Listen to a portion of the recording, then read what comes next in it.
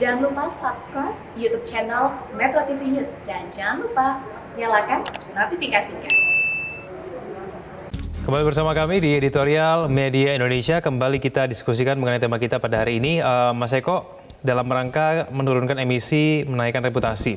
Ya. Sebetulnya reputasi kita itu sebelumnya seperti apa sih, Mas Eko? Sehingga kemudian bisa kita katakan dengan adanya penghargaan ini, bisa kita katakan begitu ya, reputasi kita meningkat begitu. Bagaimana kemudian reputasi kita selama ini seperti apa, Mas? Ya, kalau kita lihat, kita harus jujur ya. Reputasi kita dari tahun ke tahun kan biasanya dijuluki kebakaran hutan, ya, kemudian masalah hutan tiap gundul, tahun ya, selalu, iya, ya. Itu yang menyebabkan banjir di mana-mana karena hutan gundul. Nah ini kemudian kan pemerintah mencoba memperbaiki ini dari mulai tahun 2011. Nah tindakannya pelan-pelan memang. Kita harus akui bahwa untuk menyelamatkan hutan yang sudah mulai gundul di mana-mana itu susah kan. Ini perlu tindakan yang konkret, yang menyeluruh, bukan hanya KLHK saja, bukan hanya pemerintah, tapi juga pihak swasta, kemudian pemerintah daerah. Kita lihat kemarin juga tindakan-tindakan yang sudah dilakukan oleh pemerintah, terutama KLHK juga bagus ya. Kita lihat kemarin banyak juga yang pengusaha atau perusahaan swasta yang melanggar, itu kan juga dihukum, dikenai denda dan lain-lain. Kemudian pemerintah Presiden Jokowi juga sudah mulai mengancam kepada Kapolda ya, Pangdam untuk mencopot kalau ada kebakaran di daerahnya. Kemudian juga pengusaha-pengusaha di daerah masing-masing juga kemudian diimbau untuk tidak membakar hutan. Ini kan salah satu usaha-usaha yang dilakukan oleh pemerintah. Kita harus tahu bahwa Indonesia ini kan luas hutannya itu sangat besar ya kan. Itu sekitar 125 juta hektar atau mungkin sekitar 63,7 luas daratan di Indonesia. Jadi itu sangat besar sekali. Mungkin kita di bawah Brasil dan Kongo ya, yang mempunyai hutan tropis dunia yang sampai saat ini masih lebat. Nah persoalan ke depan adalah kita harus tetap menjaga ini. Kita diberi penghargaan oleh dunia, yang saya sebutkan tadi, termasuk kepada Norwegia yang juga memberikan dana sekitar 840 miliar tahun lalu kan. Ini kan apresiasi yang ditunjukkan oleh negara-negara lain kepada Indonesia. Nah ini tentu kita harus jaga itu kan. Memanfaatkan 1,52 triliun, Mas. Nah itu bagaimana, Mas? Yang maksimalnya seperti apa? Tentu kita harus memaksimalkan untuk mengembalikan hutan itu seperti sedia kala. Indonesia itu kan dulu salah satu paru-paru dunia. Ya, Sumatera, Kalimantan, Papua itu kan banyak sekali hutan. Tapi kan sekarang menjadi persoalan ketika banyak penebangan liar, ya, kemudian hutan gundul, kemudian banjir di mana-mana. Itu problem. Memang harus kita akui untuk membuka lahan di daerah-daerah itu yang paling cepat tentu adalah membakar hutan ya kan. Dan paling murah juga ya. Betul. Itu yang dilakukan oleh perusahaan-perusahaan swasta untuk membuka, misalkan mau nanam sawit, dia harus dibakar dulu. Hal-hal seperti itu kan sebetulnya mengganggu, melanggar juga. Memang harus ada tindakan yang konkret dan itu sudah dilakukan. Kemudian juga alih fungsi hutan ya dari kemudian menjadi pertambangan dan perindustrian. Dan di mana-mana melihat ada pertambangan di sana, perindustrian di sana, kelapa sawit juga. Nah itu menjadi dilema. Di satu sisi pemerintah daerah membutuhkan PAD yang kuat, membutuhkan PAD yang besar untuk menambah anggaran di daerah. Tapi di sisi lain juga pasti ada pengerusakan hutan di sana. Nah ini harus ada solusi dari pemerintah maupun pemerintah daerah di sana. Harus ada tindakan konkret di sana. Kemudian pembakaran yang masif oleh petani ya. Kalau kita membuka lahan dan lain-lain, itu juga harus mulai dihentikan. Kita akan dengarkan nanti bagaimana kemudian tanggapan dari pemirsa. Mas Eko, bagaimana mereka melihat mengenai penghargaan dan juga persoalan deforestasi yang selalu ada di Indonesia. Kita akan kembali usai jeda satu ini. Kembali bersama kami di Editorial Media Indonesia. Kita akan mulai menyapa penelpon kita pada pagi hari ini. Yang pertama ada Pak Bambang Saptono dari Surakarta. Pak Bambang, selamat pagi. Selamat pagi Metro TV dan selamat pagi saudaraku bangsa Indonesia. Silakan Pak Bambang. kita pantas mengapresiasi setinggi-tingginya kepada pemerintah Indonesia yang berprestasi di dalam mengurangi gas rumah kaca dari kegiatan deforestasi dan degradasi hutan. Sehingga pemerintah Indonesia mendapatkan penghargaan atau dana sebesar 1,5 triliun dari Global Climate Fund. Lah, begini Mas. Pada tahun 2014 sampai 2020, laju deforestasi Indonesia telah menurun dari level 3,51 juta ton setara karbon dioksida menjadi 0,40 juta ton setara karbon dioksida.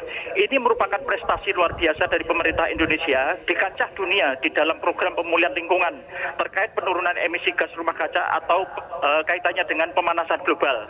Lah, gini Mas, dengan prestasi luar biasa di tingkat dunia di dalam pemulihan lingkungan hidup tersebut Mas, diharapkan lebih menyadarkan kepada satu, masyarakat untuk menjaga atau mengantisipasi adanya kebakaran hutan maupun lahan. Yang kedua, Kementerian Lingkungan Hidup dan Kehutanan untuk lebih tegas dan menindak pada pihak-pihak atau korporasi yang melakukan perusakan ataupun pembakaran hutan maupun lahan. Yang kemudian yang terakhir Mas, bahwa pemerintah daerah memiliki kontribusi atau tanggung jawab yang besar terkait dengan kebakaran hutan dan juga lahan di daerahnya masing-masing. Terima kasih, selamat. Baik, selamat pagi. Terima kasih Pak Bambang. Di belakangnya ada Ibu Indra dari Cirebon. Bu Indra, selamat pagi. Selamat pagi Bung Egan dan Bung Eko. Assalamualaikum warahmatullahi wabarakatuh, Metro TV. Ya, waalaikumsalam. Selamat. Alhamdulillah kita bisa buktikan kepada dunia bahwa kita bukanlah orang-orang yang tidak bisa menjaga hutan-hutan kita. Nah, penghargaan itu membuktikan bahwa pemerintah dalam hal ini mungkin Menteri Lingkungan Hidup itu bersungguh-sungguh berani bertindak dan sungguh-sungguh dari hati nurani untuk memberantas itu penebangan kayu ilegal, pertambangan liar dan untuk pembakaran hutan yang dilakukan oleh petani. Masyarakat kecil kita itu orang-orang yang dalam tanda kutip nurut kok, mau kalau diberi ilmu. Mereka bisa diarahkan bagaimana konservasi ini dilaksanakan sehingga membuat perkebunan sawit itu menjadi bisa dibanggakan. Nah, turunnya kadar karbon dioksida ini dan emisi rumah kaca sudah membuktikan dan insya Allah konservasi untuk penanaman kembali rotan, kayu-kayu industri itu bisa berjalan dengan memperlihatkan prestasi yang baik. Dulu Brazil yang dikatakan jaya itu dengan karet dan rotan, kita juga punya itu dan sekarang Brazil tidak bisa berdaya karena infrastrukturnya tidak jalan. Sekarang kita membangun infrastruktur dan mengusahakan lagi rotan, kayu dan kelapa sawit itu akan merupakan prestasi. Ditambah juga tanam-tanaman hutan yang kini mulai dikenal. Mungkin itu akan lebih membuktikan Indonesia maju. Selamat untuk Menteri Lingkungan Hidup. Assalamualaikum warahmatullahi wabarakatuh. Waalaikumsalam. Terima kasih Ibu Indra dari Cirebon.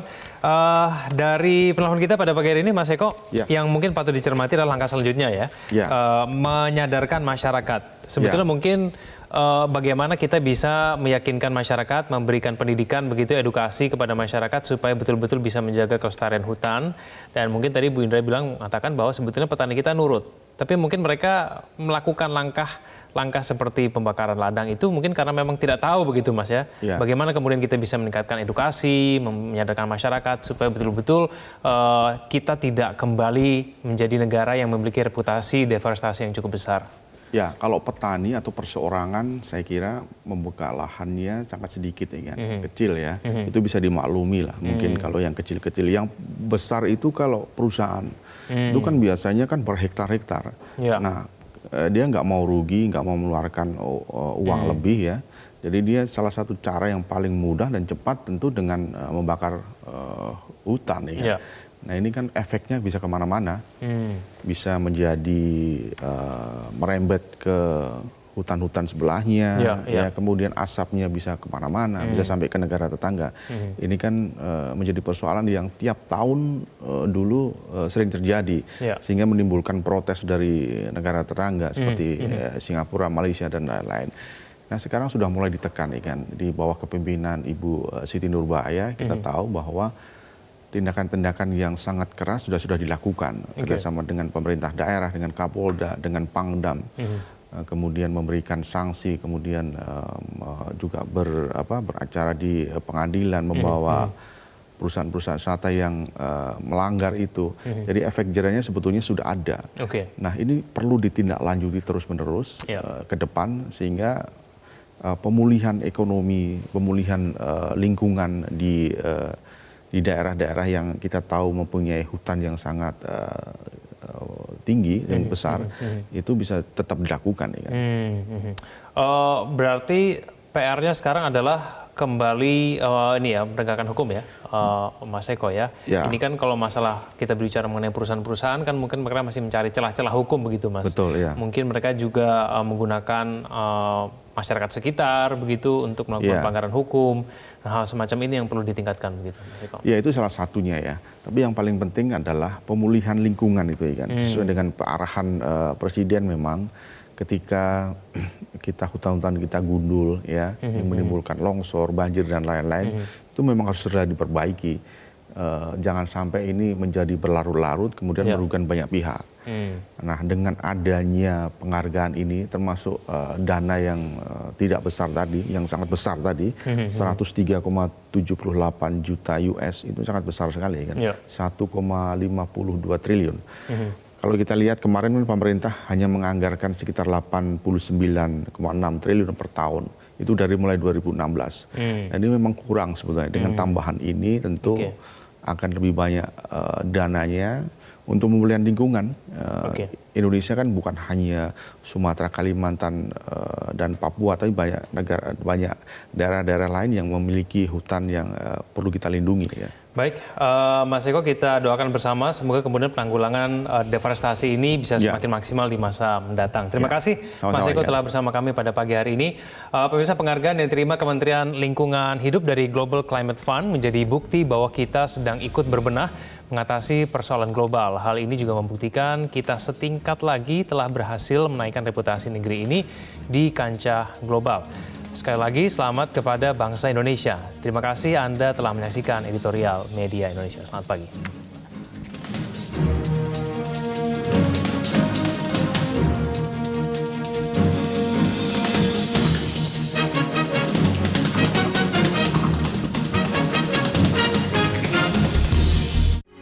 Metro TV, knowledge to elevate.